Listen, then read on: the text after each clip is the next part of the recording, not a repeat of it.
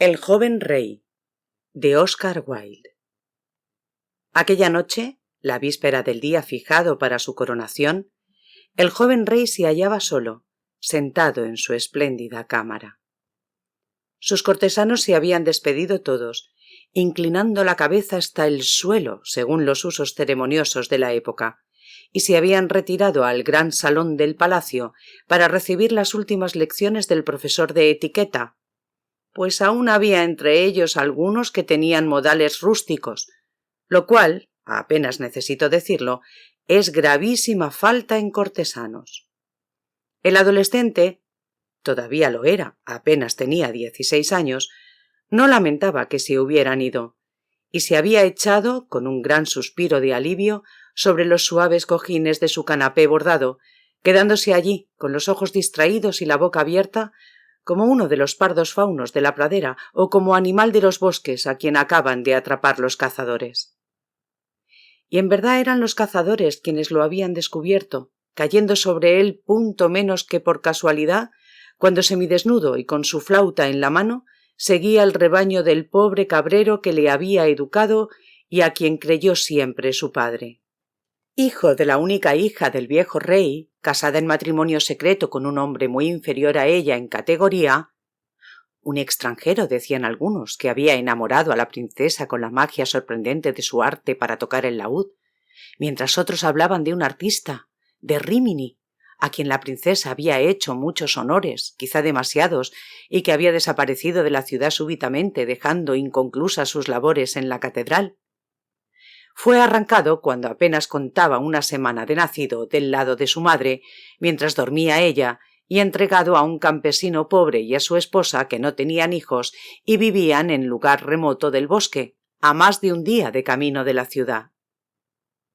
El dolor, o la peste, según el médico de la corte, o según otros un rápido veneno italiano servido en vino aromático, mató 1 hora después de su despertar a la blanca princesa, y cuando el fiel mensajero que llevaba al niño sobre la silla de su caballo bajaba del fatigado animal y tocaba a la puerta de la cabaña del cabrero, el cuerpo de la joven madre descendía a la tumba abierta en el patio de una iglesia abandonada fuera de las puertas de la ciudad.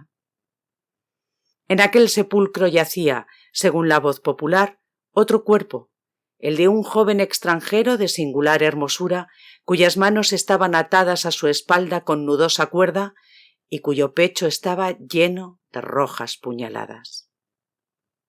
Tal era, al menos, la historia que la gente susurraba en secreto.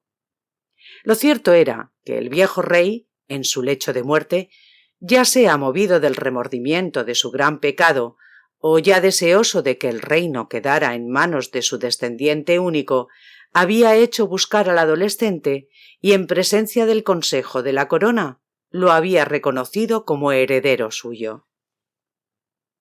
Y parece que desde el primer momento en que el joven fue reconocido, dio muestras de aquella extraña pasión de la belleza que debía ejercer tan grande influjo sobre su vida.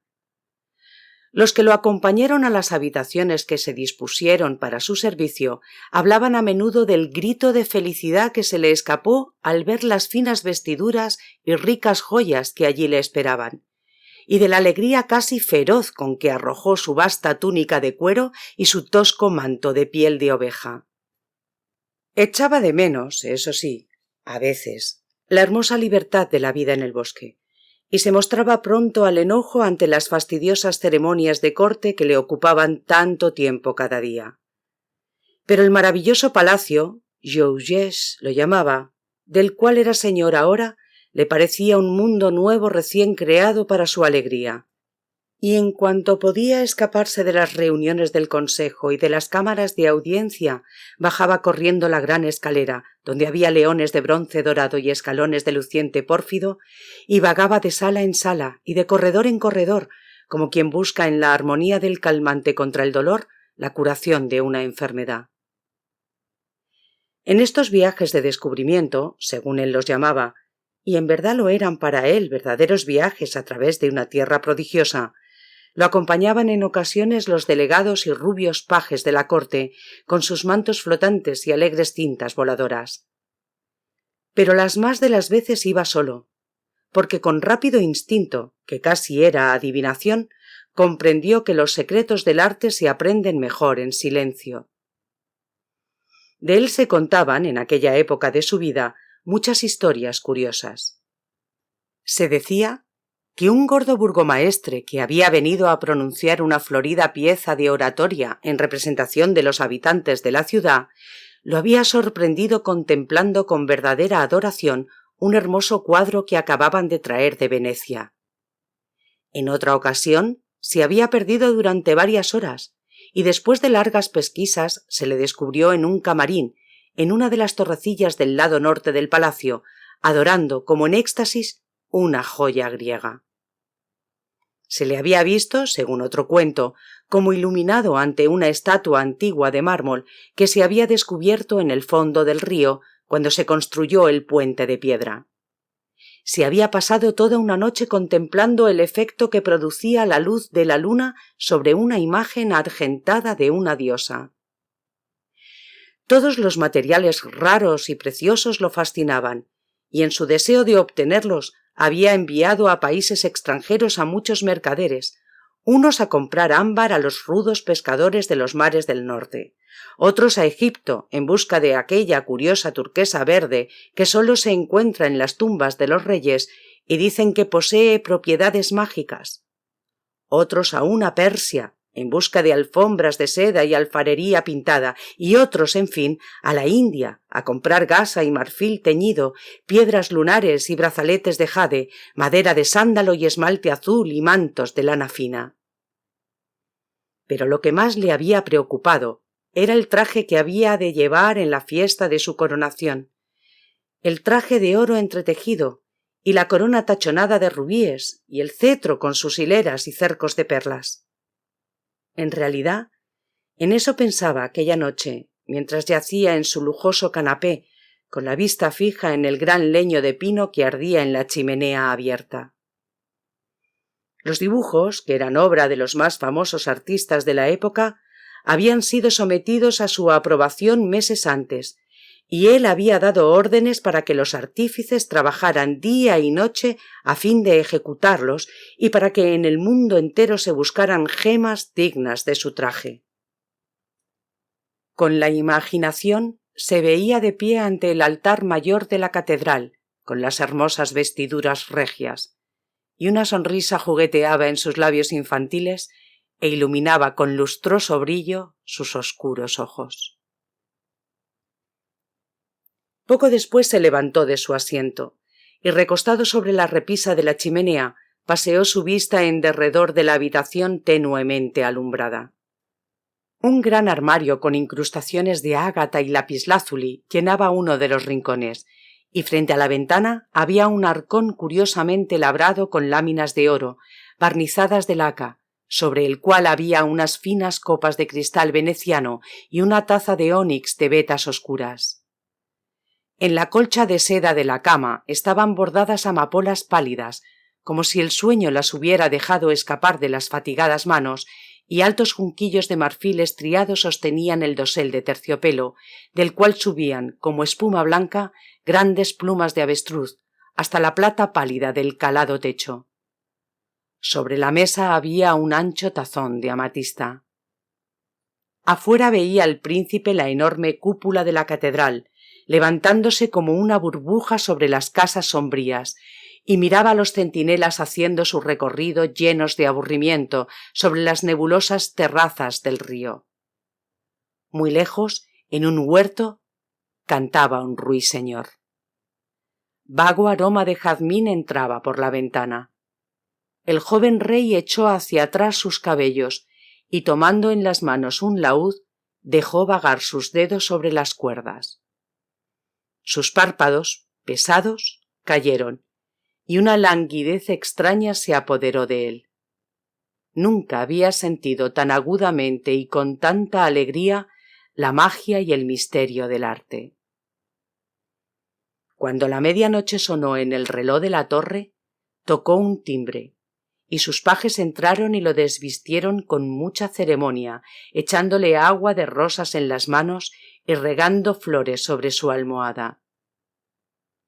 pocos momentos después de haber salido los pajes, el rey dormía. Y mientras dormía soñó, y este fue su sueño. Creyó estar de pie en un desván largo, de techo bajo, entre el zumbido y repiqueteo de muchos telares. Escasa luz penetraba a través de las enrejadas ventanas y le mostraba las flacas figuras de los tejedores inclinados sobre sus bastidores. Niños pálidos, de aspecto enfermizo, se agachaban en los enormes traveses. Cuando las lanzaderas corrían entre la urdimbre, levantaban las pesadas tablillas, y cuando las lanzaderas se detenían, dejaban caer las tablillas y juntaban los hilos. Las caras estaban contraídas por el hambre, y las manos temblaban y se estremecían. Unas mujeres demacradas se hallaban sentadas alrededor de una mesa, tejiendo. Horrible olor llenaba el lugar. El aire estaba pestilente y pesado, y los muros chorreaban humedad.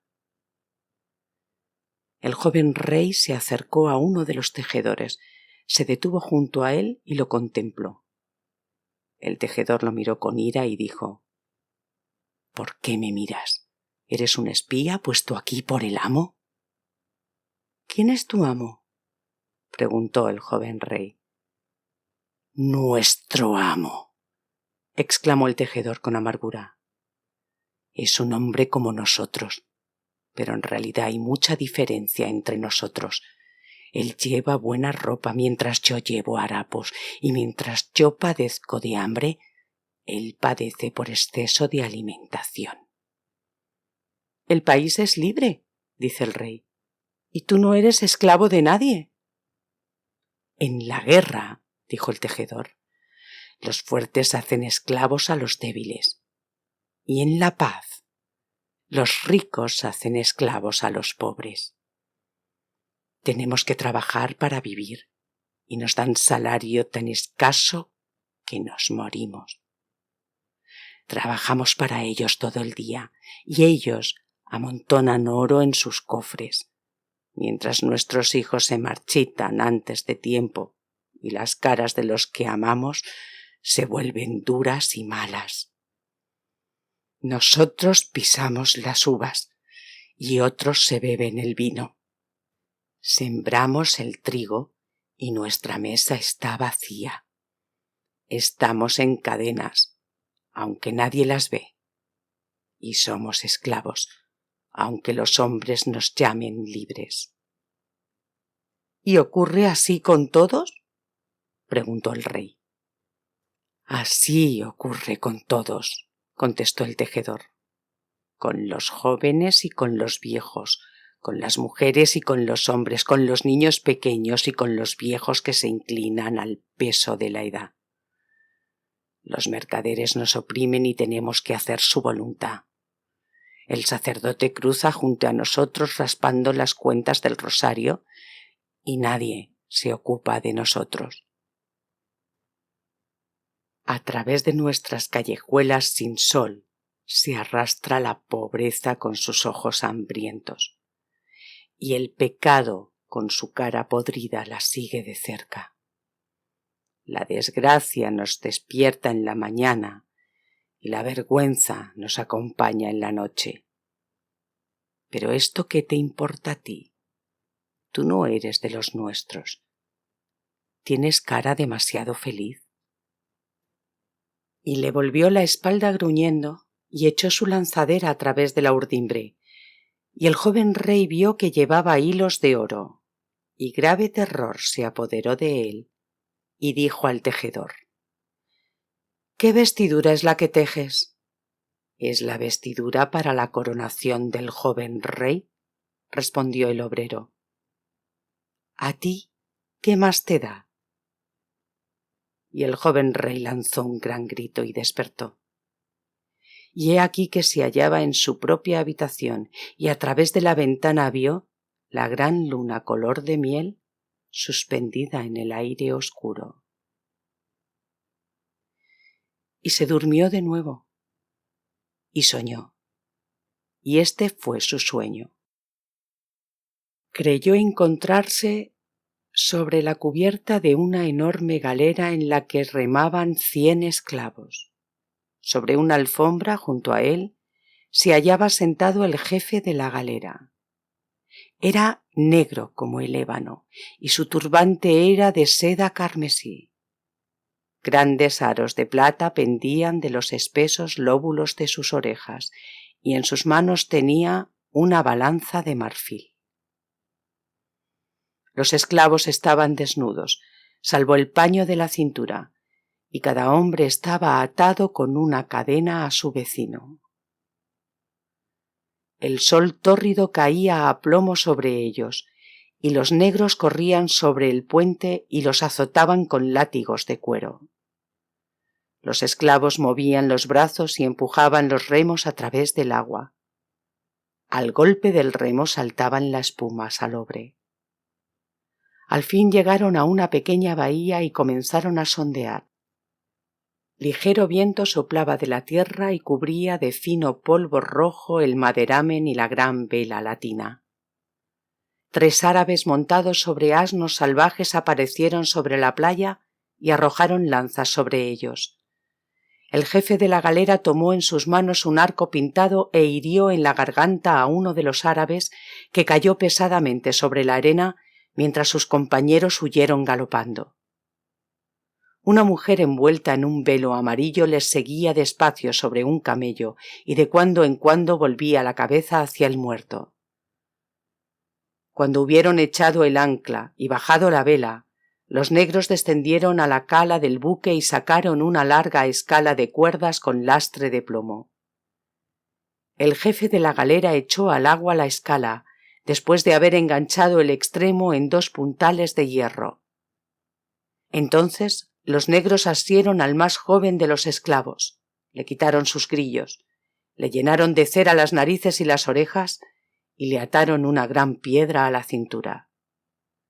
Con aire cansado descendió por la escala y desapareció en el mar.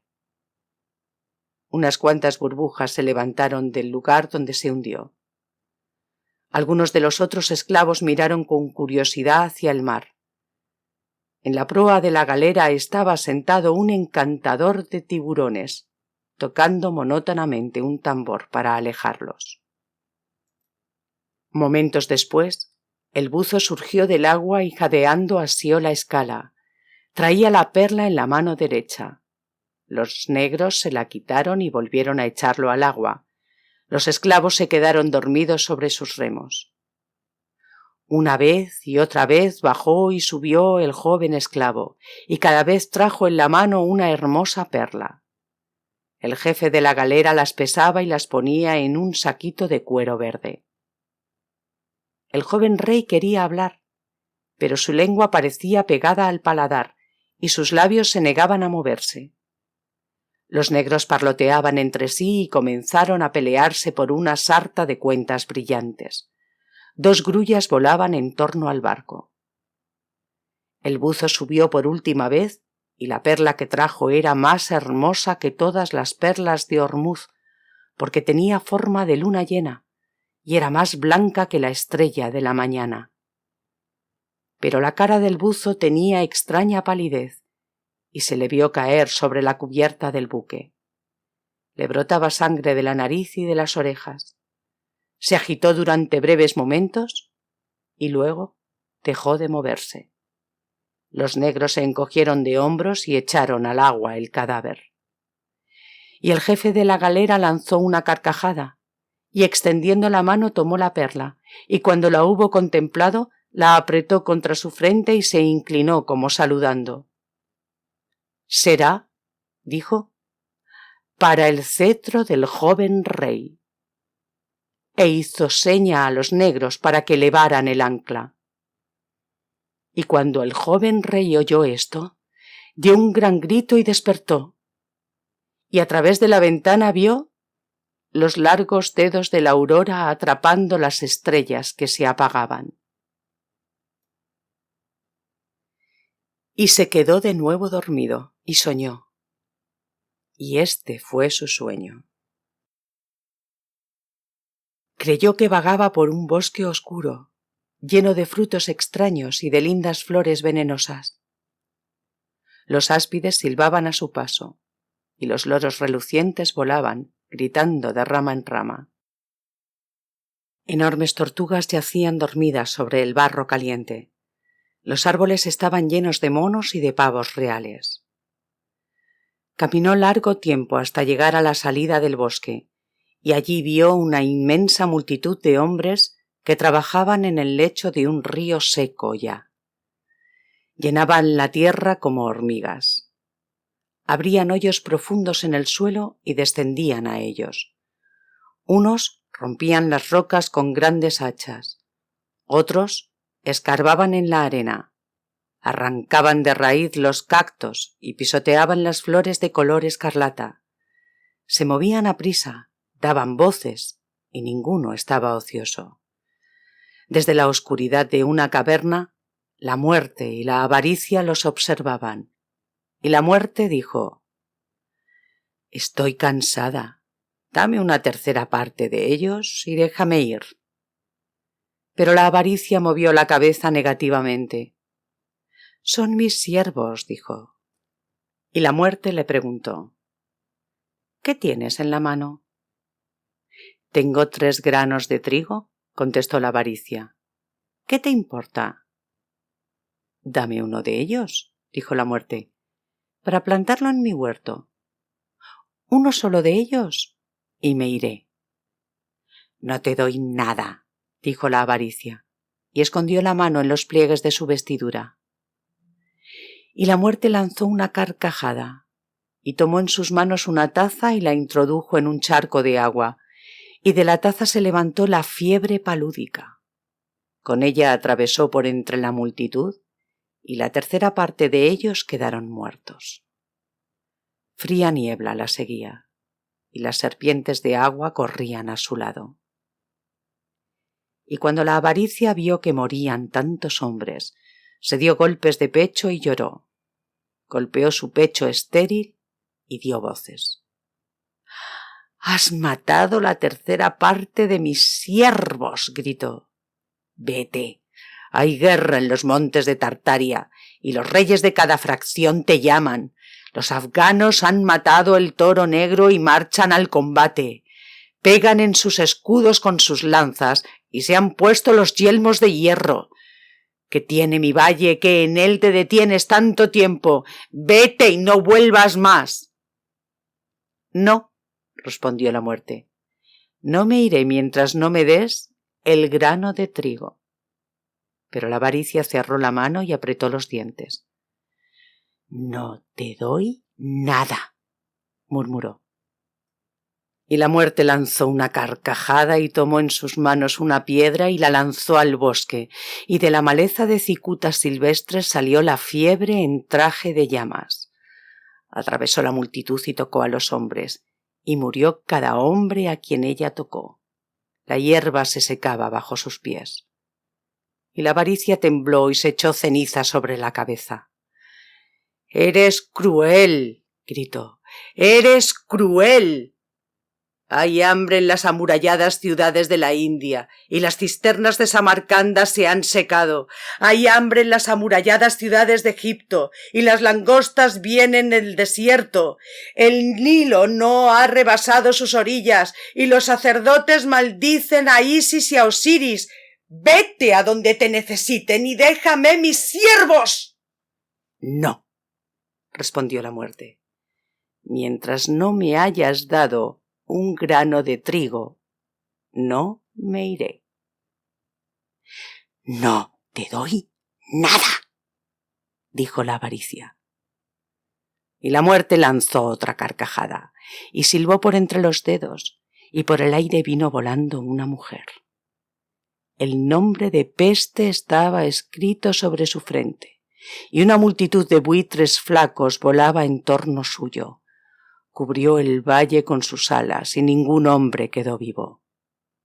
Y la avaricia huyó gritando a través del bosque, y la muerte subió sobre su caballo rojo y partió al galope, y su galope era más rápido que el viento. y del limo en el fondo del valle brotaron dragones y seres horribles con escamas, y los chacales llegaron trotando por entre la arena, olfateando el aire. Y el joven rey lloró y preguntó: ¿quiénes eran esos hombres y qué buscaban? Rubíes para una corona de rey, le respondió una voz. Sobresaltado el rey, se volvió y vio a un hombre en hábito de peregrino, con un espejo de plata en la mano. Y el rey palideció y preguntó: ¿para qué, rey? Y el peregrino contestó: mira en este espejo y lo verás. Y miró en el espejo, y al ver su propia cara, lanzó un gran grito y despertó, y la vívida luz del sol entraba a torrentes en la habitación, y en los árboles del jardín cantaban los pájaros.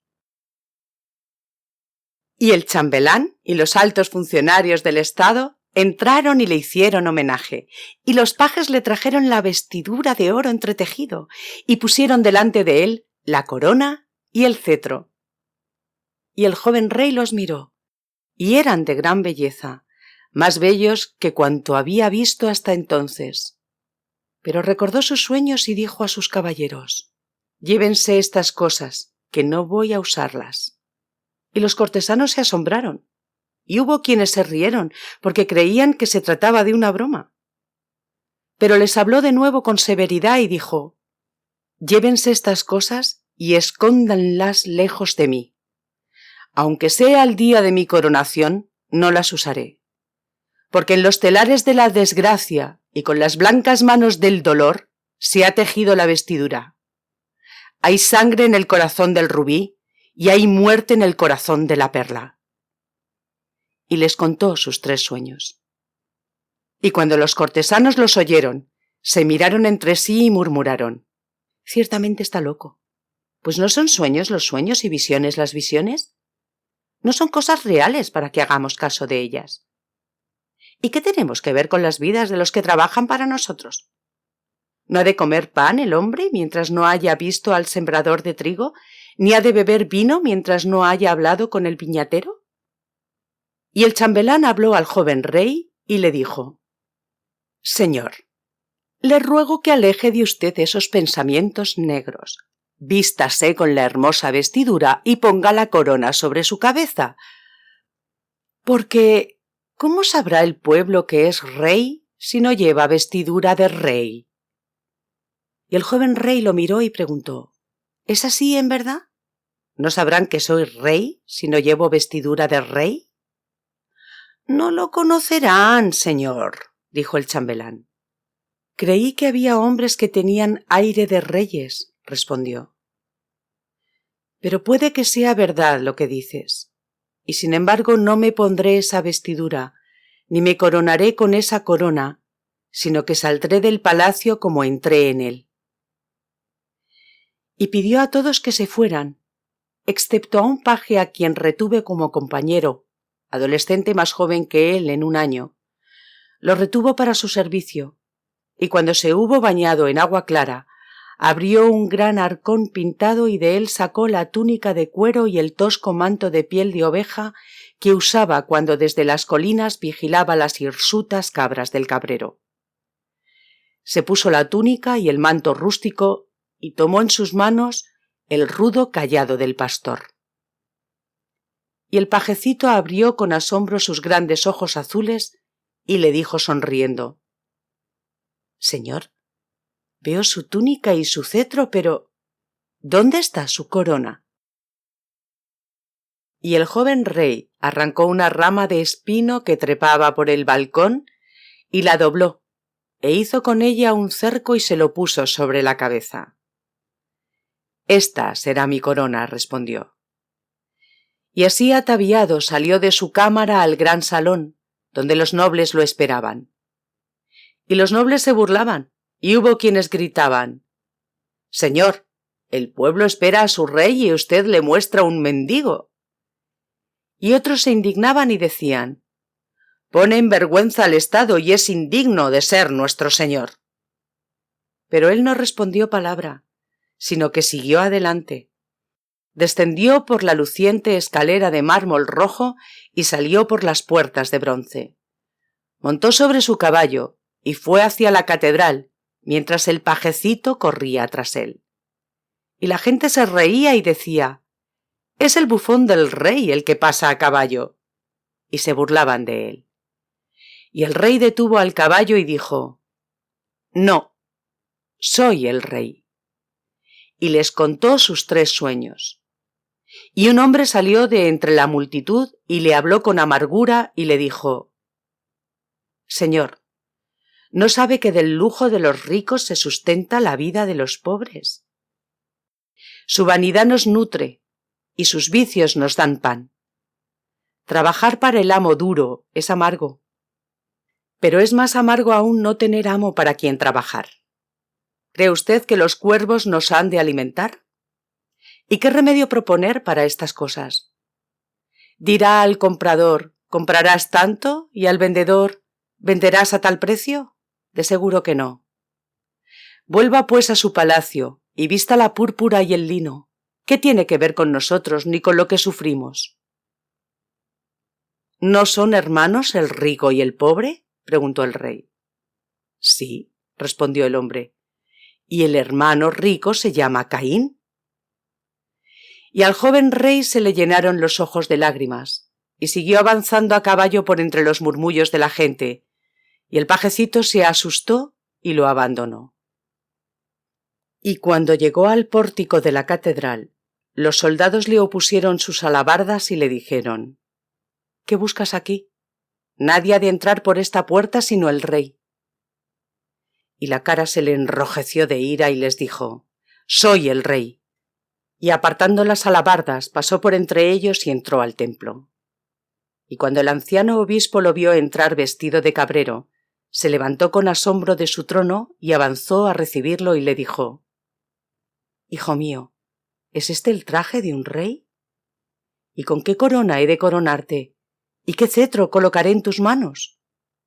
Ciertamente, para ti este debería ser día de gozo y no de humillación. ¿Debe la alegría vestirse con lo que fabricó el dolor?», dijo el joven rey, y contó al obispo sus 3 sueños. Y cuando el obispo los oyó, frunció el ceño y dijo: «Hijo mío, soy un anciano y estoy en el invierno de mis días, y sé que se hacen muchas cosas malas en el ancho mundo. Los bandidos feroces bajan de las montañas y se llevan a los niños y los venden a los moros. Los leones acechan a las caravanas y saltan sobre los camellos. Los jabalíes salvajes arrancan de raíz el trigo de los valles y las zorras roen las vides de las colinas.